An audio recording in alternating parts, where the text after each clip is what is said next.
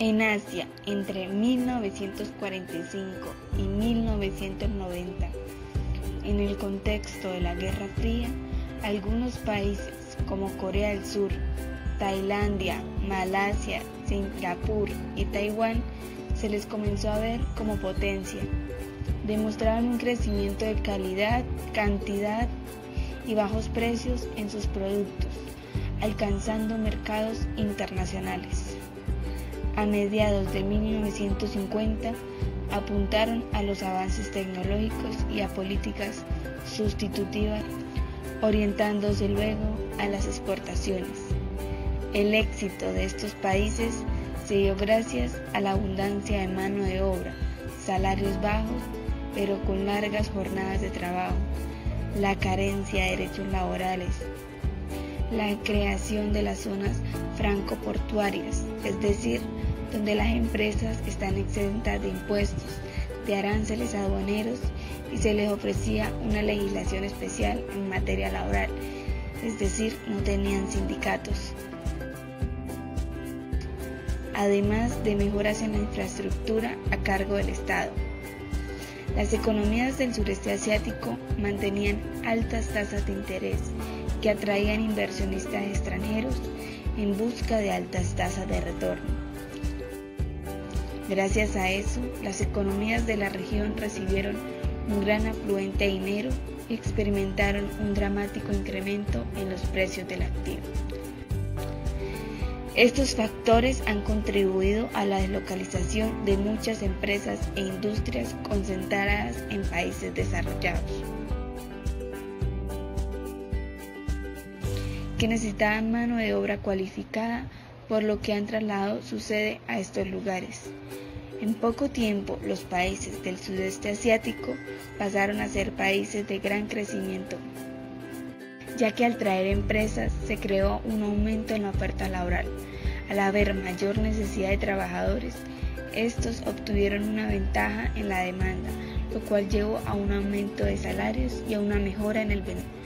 Al mismo tiempo, las economías regionales de Tailandia, Malasia, Indonesia, Singapur y Corea del Sur experimentaron altas tasas de crecimiento del 8 al 12% del PIB. A fines de la década de 1980 y comienzo de los 90, este logro fue ampliamente celebrado por el Fondo Monetario Internacional y el Banco Mundial. Sin embargo, el economista Paul Krugman afirmaba que la productividad total de factores se había incrementado solo marginalmente o en nada. Él sostenía que solo la productividad total de factores y no la inversión de capital podría llevar la prosperidad a largo plazo. La crisis asiática estalló con la devaluación del baht tailandés el 2 de julio de 1997. El modelo asiático había sido exitoso, medido tanto por los resultados económicos como por los avances en el campo social, la reducción de la pobreza, los altos niveles de educación y una distribución relativamente igualitaria. Entre las causas macroeconómicas, una de las más destacadas fue el efecto contagio. En este, Indonesia abandona la banda cambiaria, el yen pierde un 10% de su valor frente al dólar, el rin malayo se deprecia en un 50% y hay alzas en la tasa de interés y caída de la También se produce un fuerte endeudamiento externo. Corea sufre deterioro del 20% en términos de cambio y en Malasia los precios de los electrodomésticos bajan. En Indonesia hubo un declive ante la caída del 30% en los precios del petróleo y se incentivó la deuda en moneda extranjera del sector privado. Y en las causas microeconómicas, la falta de adecuado control interno sobre los riesgos y bancos provoca problemas con la concentración de créditos, es decir, el banco prestaba dinero sin fijarse en si el proyecto era viable o no.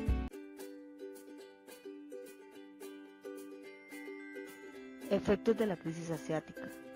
La crisis asiática trajo consigo un gran número de efectos negativos o deterioros económicos como reducción de crecimiento, aumento del paro, quiebre de bonos, cierre de empresas, conflictos sociales y políticos.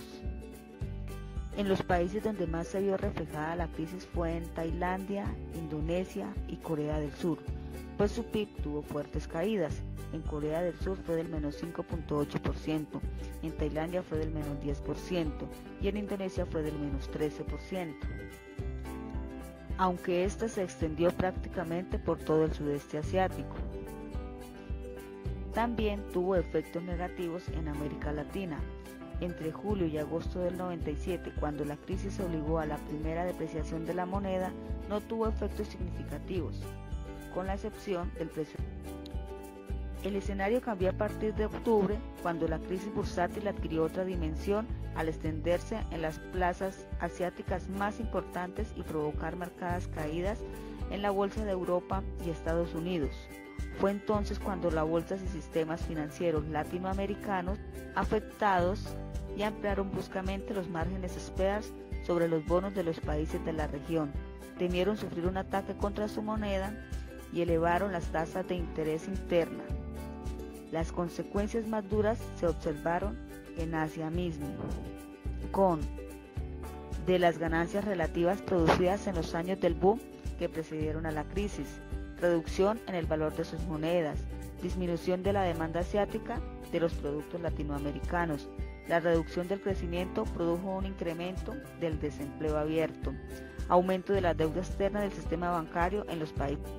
Bueno, ahora les vamos a hablar un poco de los tipos de políticas que implementaron estos países del continente asiático para poder salir de esta crisis. Y básicamente las economías afectadas experimentan una vigorosa recuperación. Es el resultado de las estrictas aplicaciones de medidas de política económica por parte de los países afectados y del respaldo financiero en gran escala otorgado por la comunidad internacional, especialmente en programas respaldados por el Fondo Monetario Internacional para países como Corea, Indonesia y Tailandia. Las estrategias adoptadas permitieron restablecer la confianza y la estabilidad en el mercado financiero e hicieron posible la reanudación del crecimiento económico, en la mayor parte de los casos antes de que finalizara 1998. Como les venía diciendo anteriormente, el Fondo Monetario Internacional fue un pilar fundamental para la recuperación de esta crisis. Se solicitó al Fondo Monetario Internacional que otorgara respaldo financiero a 3 de los países más gravemente afectados por la crisis, que como veníamos diciendo fueron Corea, Indonesia y Tailandia. La estrategia utilizada frente a la crisis tenía 3 componentes principales. El primer componente sería el del financiamiento. El Fondo Monetario Internacional otorgó un financiamiento por unos $35.000 millones para respaldar programas de ajuste y reforma en Corea, Indonesia y Tailandia. Y otras entidades multilaterales se comprometieron a aportar financiamiento por unos $85.000 millones, y aunque no se entregó la totalidad de esta suma, fue de gran ayuda para afrontar esta crisis. El segundo componente se basó en una política macroeconómica en la cual se adoptó una política económica más restrictiva para detener el colapso de los tipos de cambio de los países e impedir que la depreciación de la moneda condujera a una espiral inflacionaria y una depreciación aún mayor. El tercer componente se trató de reformas estructurales, en la cual se adoptaron medidas encaminadas a corregir las fallas existentes en el sector financiero y en el sector empresarial. Estas reformas estructurales se concentraron en 2 factores fundamentales para tener éxito en los programas que se implementaron. El primer factor fue la necesidad de la reforma del sector financiero y era especialmente apremiante dadas las causas de la crisis, por lo tanto se tomaron medidas como el cierre de instituciones financieras insolventes para impedir pérdidas adicionales, la recapitalización de instituciones financieras potencialmente viables, en muchos casos con asistencia gubernamental, una estrecha supervisión por parte del Banco Central de instituciones financieras en dificultades y una más estricta supervisión y regulación financiera para impedir la repetición de las dificultades que habían conducido a esta crisis, y los objetivos consistieron en restablecer la solidez de las instituciones financieras y aplicar normas de supervisión y regulación de nivel internacional. El segundo factor fue la reestructuración de la deuda de las empresas, incluido el establecimiento de mecanismos de reestructuración viables. Se consideró también una contrapartida esencial para restablecer la solidez del sistema financiero. A este respecto, el avance fue lento en los países más afectados, con una desaceleración del crecimiento económico. Y como otro tipo de medidas y no menos importantes que se implementaron, se crearon programas de protección de segmentos pobres y vulnerables de la sociedad frente a los aspectos más nocivos de la crisis, profundizando y ampliando la red de seguridad, dedicando considerables recursos presupuestarios al aumento de los subsidios de productos básicos, tales como el arroz, especialmente en países como Indonesia. Se tomaron medidas tendientes a una mayor transparencia en los sectores financieros, empresariales y públicos. Y por último, medidas encaminadas a dar una mayor eficiencia a los mercados y aumentar la competencia.